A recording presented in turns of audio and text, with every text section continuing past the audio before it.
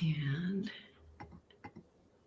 here, I think, hello. We are definitely live on Facebook. And let me just push go live over here on Instagram, and we're going to see if this works. Welcome, everyone, to this Learning Sound and Synthesis Spotlight Series interview. This is the first Spotlight interview of the new year. Happy New Year to everyone. I hope you had a joyful new year in whatever way you wanted that to be. So for those of you who are tuning in, if you haven't seen one of these Spotlight interviews before, these are basically opportunities that where I get to hang out with the amazing Learning Sound and Synthesis students, feature a different student each time we do a live stream, and talk to them about their process learning modular synths, their process learning how to make music with modular synths, and unpack some of the progress that they've made over the last few months and share that with you so that we can all learn from it and grow from that together. I'm really excited for the conversation we're going to have today with Stephan, Terre, because what we're going to be getting into is some stuff that I know is super relevant to probably everyone who is interested in making electronic music and working with modular synthesis. And the topic is how we can start to move into making our own sounds from scratch, as opposed to relying exclusively on, maybe patching templates or presets, which are of course a good place to start. But how can we move from that and start to create our own sounds from the ground up? And even beyond that, how can we start to sort of create and cultivate our own musical and sonic voice, right? That's sort of an extension from that. So that's what we're getting into. Welcome to everyone who's tuning in live. I see Posse in the chat. Happy New Year. It's great to have you here. If you're tuning in live on Facebook or Instagram, go ahead and say hello. It's always nice to see who is here. And if you're watching the replay, you can leave a comment and say hello in the future, and that will be great as well. Okay, without further ado, I'm gonna pass over to Stephan. Welcome. Can you start us off with a quick little intro, who you are, what kind of music you like to make, something like that? Sure. Yeah, so I started my fascination with electronic music, I think, when I was about 4 years old, and then there's been a line, through my life ever since then, but that was before the web, internet, I guess, was technically around at some point, but I didn't have access. And so it had been kind of a solo thing. It's been really delightful watching the web grow and communities like yours and, the YouTubes and the Facebooks and all that grow, where people can get together with this niche interest, kind of concentrating from across the world into what's common with them. I work as a computer programmer. I've been doing music of some sort since I was probably 8, but it's just really off and on again. I like to say I'm bad at lots of things, and that includes, piano and electronic music and whatever.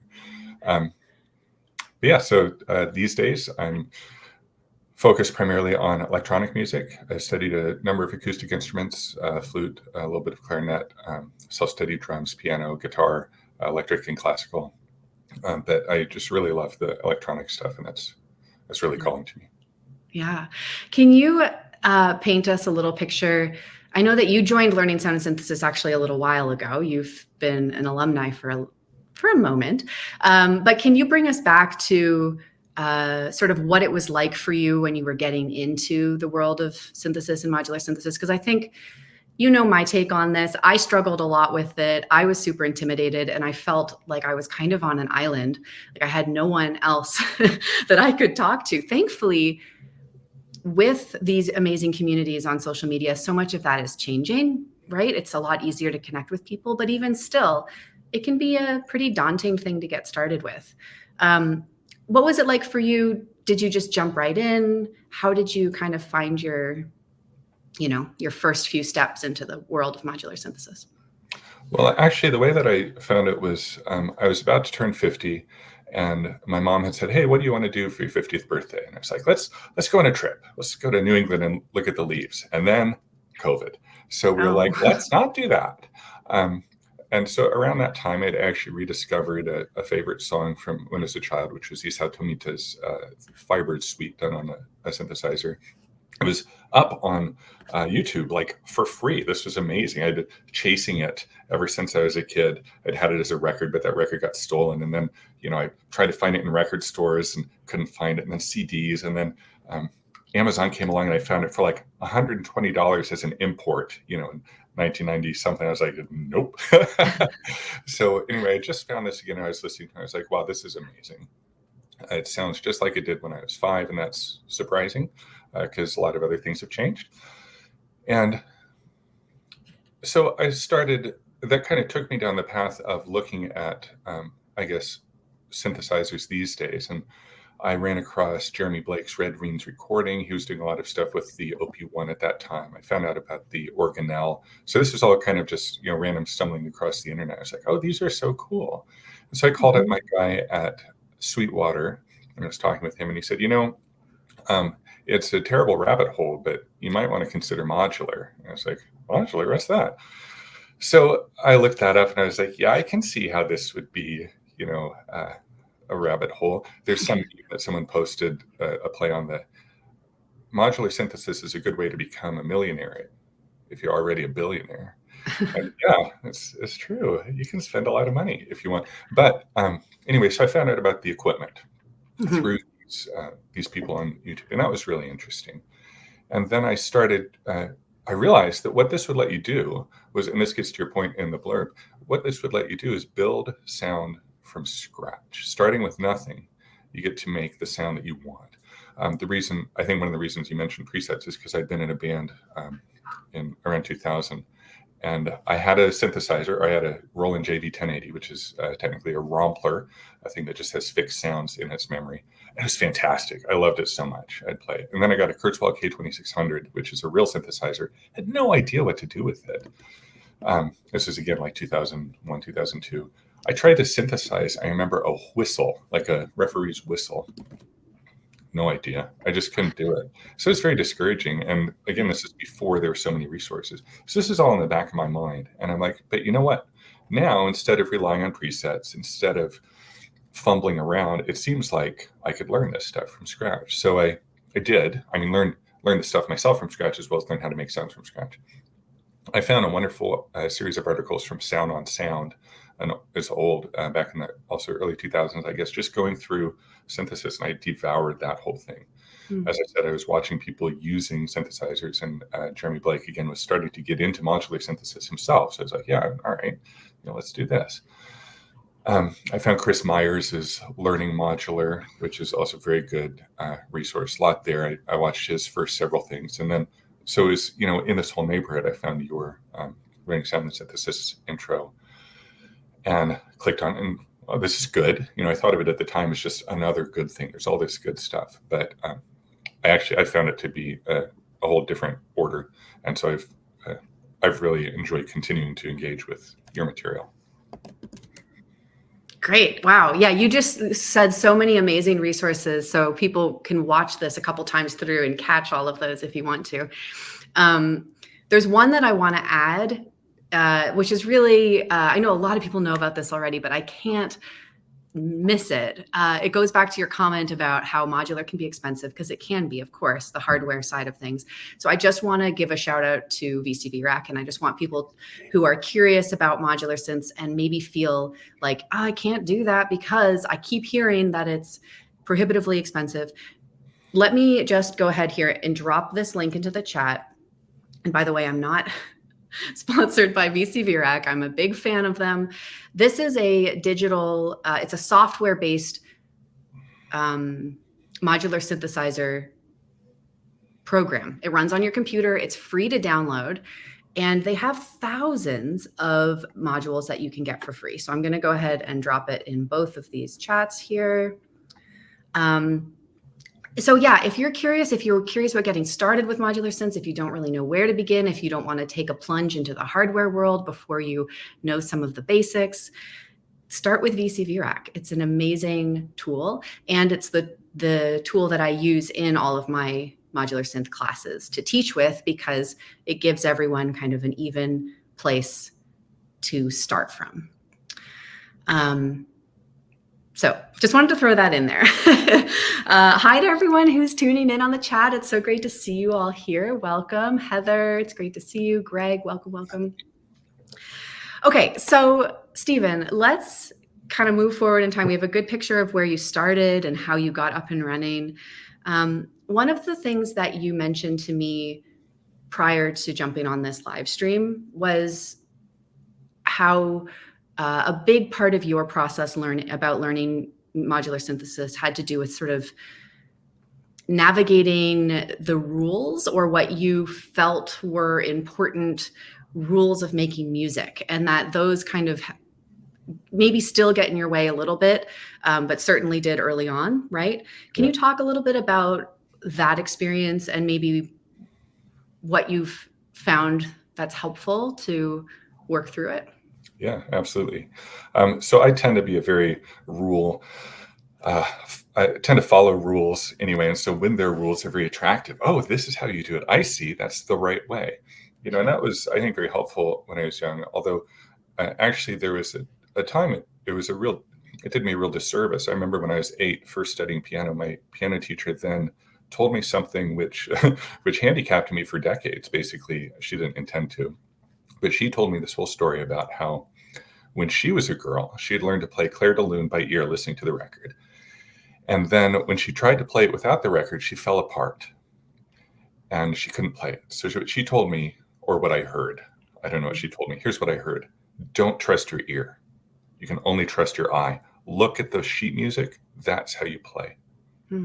Okay. So this was, right away, second grade, I learned this. And that stuck with me for a long time. When I was in that band I mentioned, I had to have everyone I'd have people write things out for me in sheet music. I look like Beaker on the Muppets. I love it. I had to have people write things out on sheet music so I could play, because I couldn't play along by ear. And that was another real goal that I had musically, was to get to the point where I could just join in with something that was happening.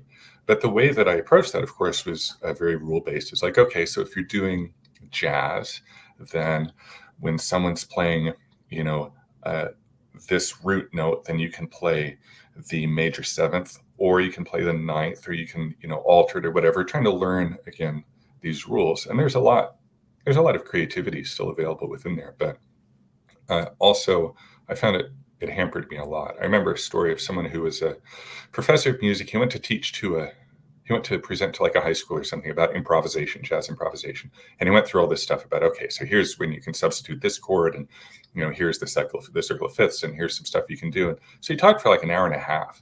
And at the end, any questions? Student raised their hand. But how do you improvise? He was like, that's what I thought I was talking about this whole time. But that's not what we hear often, even when people are well-intentioned and are trying to give us that information. So yeah, I learned all this stuff about music theory. It's helpful. I see people on your forum on the internet sometimes saying, "Oh, I'm not a musician. I don't know anything about music. I can't read music."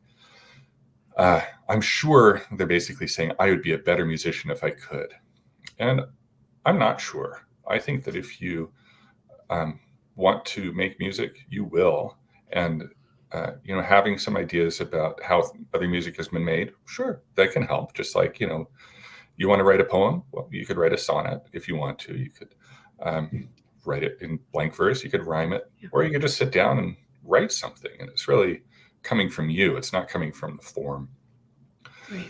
So then, that's like traditional classical music, acoustic stuff. In synthesis, you might think there's no rules, you just sit down and you do it. But of course, if you want to find rules anywhere, as I tend to, then yeah, I can find them there too. And it's like, okay, so you got to have an oscillator going into a filter with an envelope generator. And by the way, this module is an oscillator. That's what it is. And this module is a filter. That's what it is. But I found more and more that not only is that not true of specific modules, but also that even the notion of sound and music. What is music? Oh, music is, well, we talk about this, in your class. Music is, and people come up with all these wonderful interpretations, and they're all true. But it's not only 12-tone, equal temperament, pitched sound set to a recognizable rhythm with a meter that is constant throughout. That is music, but not all music is that. And I found more and more that as I just listen, you've pointed us at Pauline Oliveros and her idea of deep listening. And of course, there's other listening traditions. But the more you listen, the more I think, oh, this is just it's all sound. It's just variations in frequency of a certain magnitude over time. That's music, isn't it? That little hum, that's music. So the way that I got out of being so hampered by rules, and I can't say that I still am, but the way that I've begun to kind of loosen myself from those constraints is really just by hanging around with people who are showing me that that's not the only way, who recognize that there's other stuff, including the folks who are like, I'm no good as a musician. I'm not a musician. I don't know music, but I listen to what they're doing. I say, yeah, you are. Great. More, please. Yeah. It's so inspiring. And I want to echo what you said about,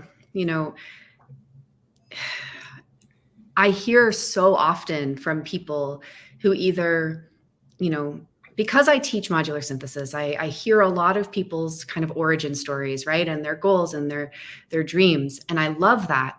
But one thing that I do hear a lot is, I don't think I can do this because I don't have a music background. Or my fear is that I'll come into a class like learning sound and synthesis, and I will be the only person who doesn't know the difference between a chord and a scale or whatever.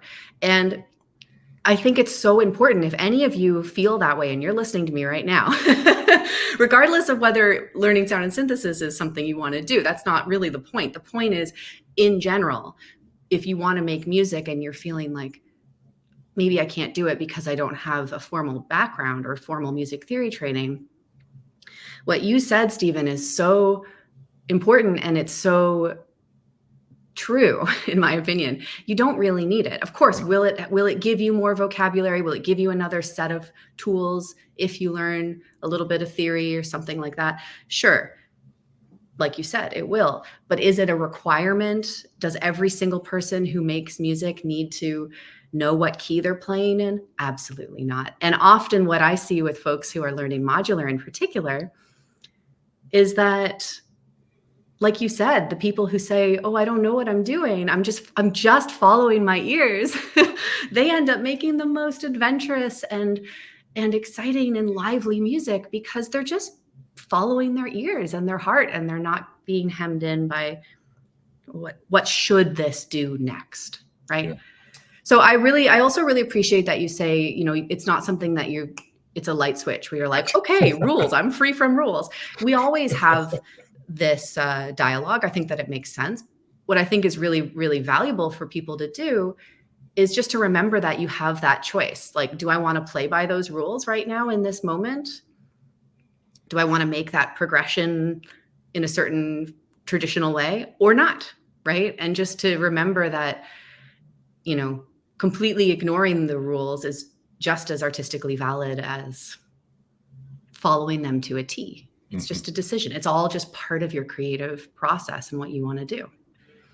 And who made those rules? I think this is a worthwhile question to ask, because sometimes, if we look at the foundations of sound and our human hearing and our psychoacoustic properties of, our experience, sure, you can say things like, oh, an octave is double the pitch. That's cool. It's fun to know. It's fun to know that we can hear octaves, but I think that cats and dogs can't. To them, it's just a constant increasing sense of pitch. So they hear things really differently.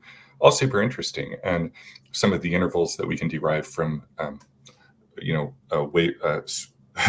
strings of different length, vibrating and so on. That's cool. But 12-tone equal temperament, well, you can look that up and realize that's just a choice.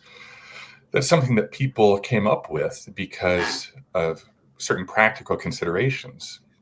And if you listen to like medieval music, the rules then were really different than the rules now. It sounds cool and spooky and totally different. You can't predict it.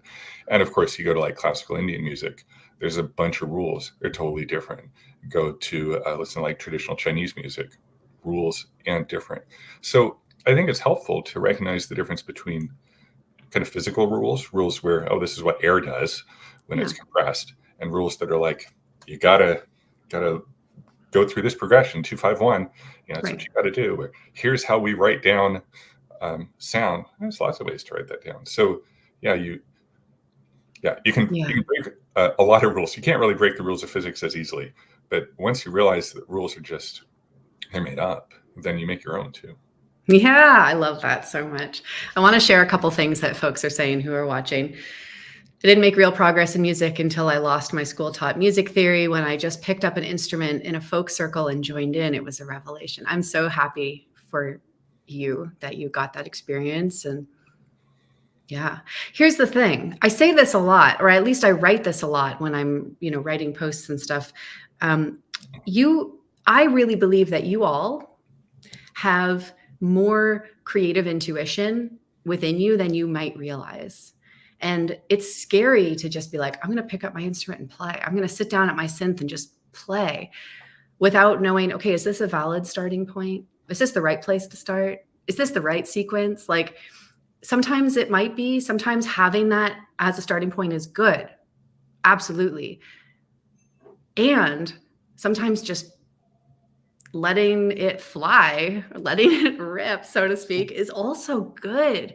And trusting that your ears will lead you to somewhere interesting. If you get curious, if you go, ooh, what if? I don't know what that's going to do. Let's find out. Here's a question for you, Stephan, from Chris. Hi, Chris. What was the most significant rule you broke that helped you move forward with your authentic voice in modular? Is there something that comes to mind? Yeah, thanks, Chris. I think it's a great question. For me, I think it really centers on the idea that that music is a sequence of pitches, and that they've got to be specific pitches. I mean, if you follow orchestras, you know that the A, what we call A, is 440 hertz, except when it's not. Now it's 442, or it's moving up. And in Baroque times, people say, oh, A was 415. Well, that kind of shows us it's not, none of those are A. Those are just frequencies. But it's not just that there's a particular pitch sound, that is a note. You get to this like, that sound is just as interesting. And so I think the main rule is not even ones about harmony, but all the way back to melody and sound, and what is a musical sound. There's a joke that someone told that hit home a little bit too closely a while ago. You're becoming an experimental musician when you start collecting playlists of vacuum cleaners and hair dryers.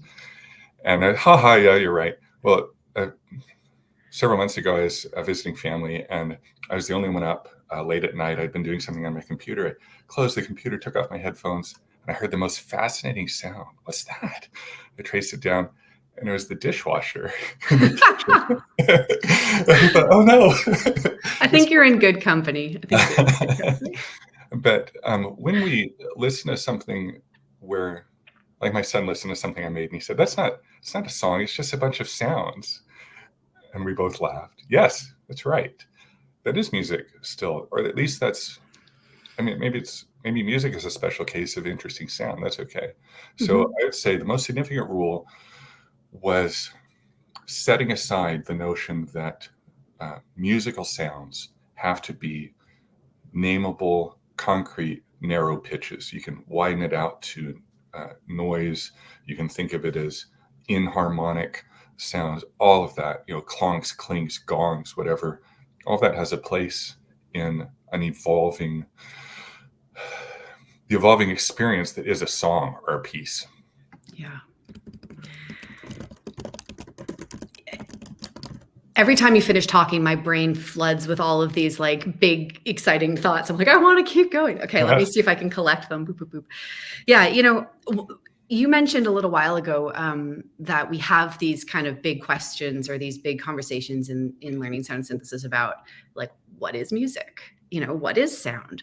I really like to bring these types of questions in to the group what is an instrument? They're questions that might sound really obvious at first. I call them kind of like obvious, impossible questions, because at first they might be, well, duh. I mean, an instrument is blah, sound is blah. But then when you start to really think about it and you're like, well, what could it be? Like, actually, you realize, especially when you're doing this in a group with 20 other people, you realize there's a million answers and there isn't a correct answer. Sure, there's a scientific, way of explaining how sound works, but when you really get into what music is and what an instrument is, you realize there's a million answers and they're all valid. They're just different approaches to it. I love bringing these questions in to the class as people are getting started learning the fundamentals of synthesis, because you're playing with these sound generators that make totally non-musical sounds. They make squishy sounds and drippy sounds and whooshy sounds and crackly sounds. And yeah, it's just so exciting to get to see people kind of grappling with that for the first time and being like, where does this fit in my song? This is not melody. What can I do with it? And I love that you shared that as one of your main, goals or not goals, but rules to break away from. Right.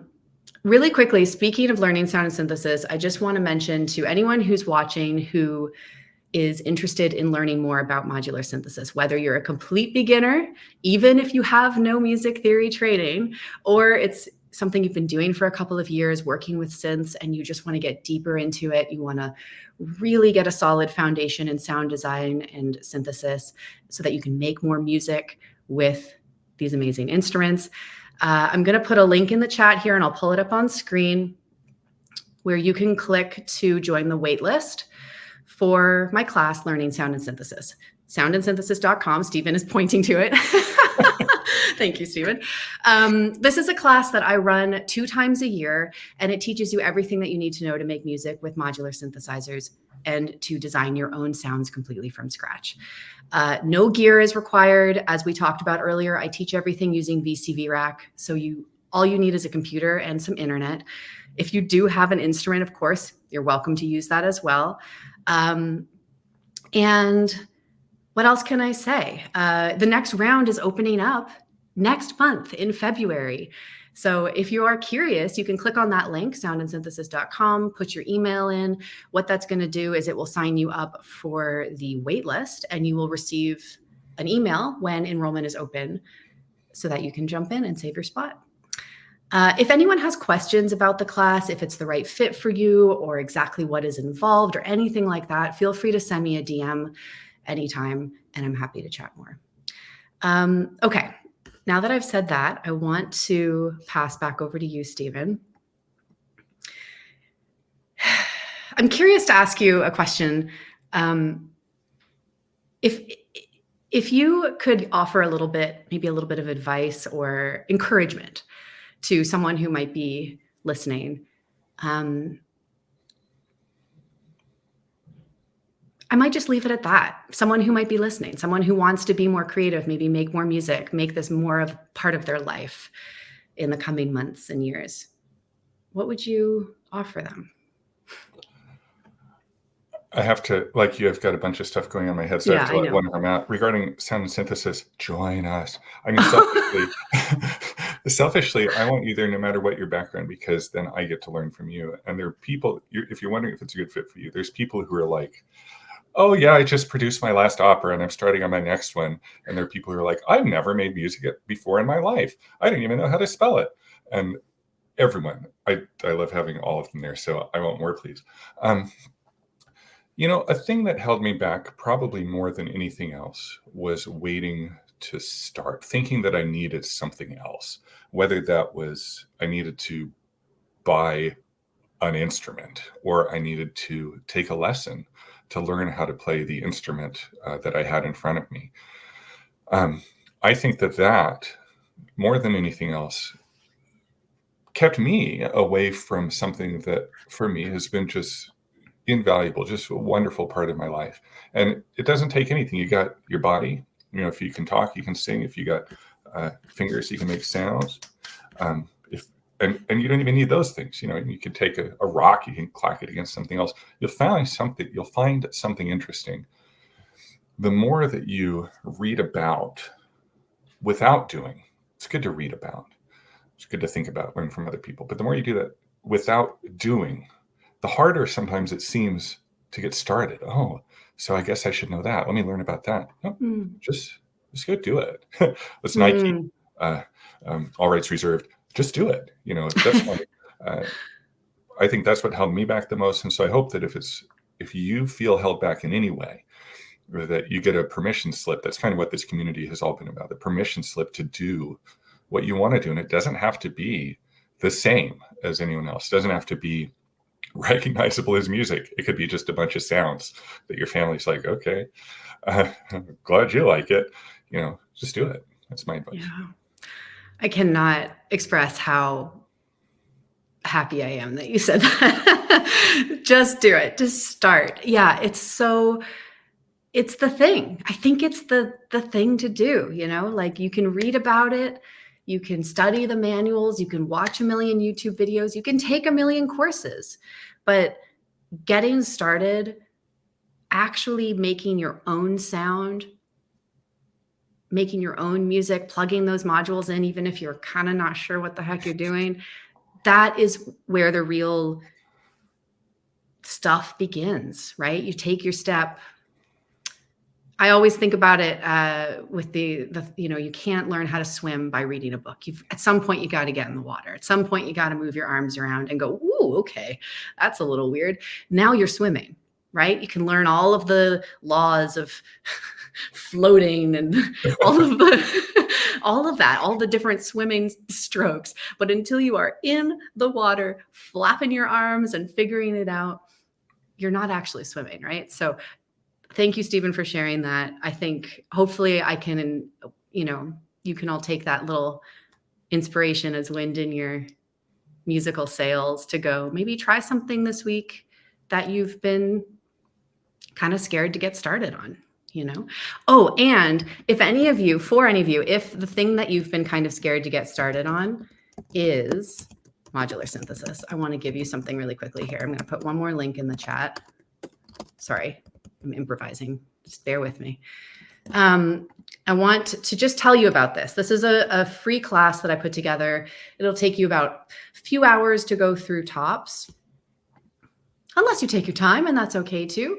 But if you were to just Netflix binge all the way through, it would take a couple hours. This is a free class that just walks you through what the heck modular synthesis is, how it works, why it works the way it does, and how to build your first couple sounds from scratch. And it uses VCV Rack. So the class is free, the software is free. So if you have been wanting to dip your toe in and you've been like, I don't know what to do, I don't have an instrument, I don't know where to begin, this can be where you start. And if you have questions or get stuck along the way, I want to just echo again, I'm here to help. Send me a message, send me a DM, and I'm really happy to offer you support. Stephan, is there anything else you want to say before we wrap up? Sure. I guess there's a message which is contained in probably every spiritual tradition on the planet that and it's expressed in its own way in each one, but I will borrow from Bill and Ted and say, party on and be excellent to each other. I love that. Thank you so much. Thank you to everyone who tuned in live. It's always great to see you. Thanks for the folks who joined on Instagram, on Facebook. And if you're watching the replay, thank you to you as well. We'll see you in the future. Take care, everyone. Bye for now.